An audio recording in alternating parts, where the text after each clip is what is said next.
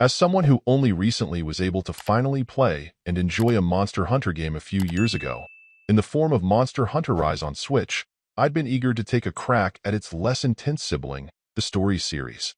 While absolutely cut from the same general cloth in terms of its overall world building, this series instead goes in a much more friendly turn-based direction which absolutely slows things down a great deal. And that doesn't have to be a bad thing. Essentially a mildly remixed 3DS title. Visually, it's a pleasant surprise, with the characters and monsters sporting plenty of detail, terrific texture work, and usually a stable frame rate.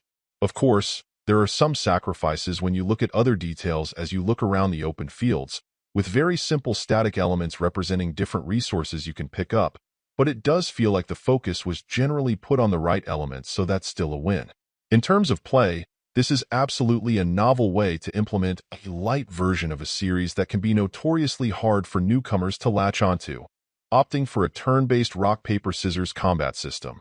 The pleasant surprise there is that, remaining quite faithful to the complexities of some of the monsters' attack patterns, as you get deeper into the game you'll continue to have a tougher time keeping track of where the multiple monsters you may face are in their patterns, adding some tension to combat that at first can feel a bit too predictable. Not having a basis of comparison with the full breadth of games in the series, or even this title's sequel, I can't tell you how it compares, but I will say as a newcomer I was more often impressed than not. While not all aspects of the experience are ideal, the egg collection aspect can get a little too grindy and tedious at times. I wouldn't say that there's anything that's obviously a game breaker either.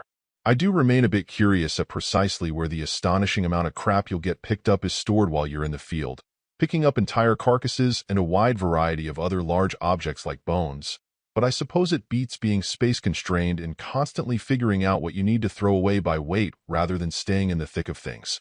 All in all, this was a title that managed to suck me in pretty quickly, even making my longest continuous video recording of just shy of 3 hours go by quickly. I do wish that it let you off the chain and got you having fun a little more rapidly, but given the volume of things you need to know in order to be successful, I suppose that isn't a surprise. Even if the egg collection may have been a pain, I did enjoy training up and then eventually recombining monster traits and other monsters, in order to juice them up and make them even more effective. While it may lack the roller coaster ride of intense action and craziness of its brethren, Monster Hunter Stories also feels like a great and much more gentle launching pad to discover this world through. Overall, my final score for the game ended up being an 8.7. And if you're interested in picking it up, it's currently available on the Switch eShop for $29.99. Thank you for taking the time to listen to this review. And if you'd like more information or ideas of indie games worth checking out on Switch, be sure to click on the link provided in the description. Until next time.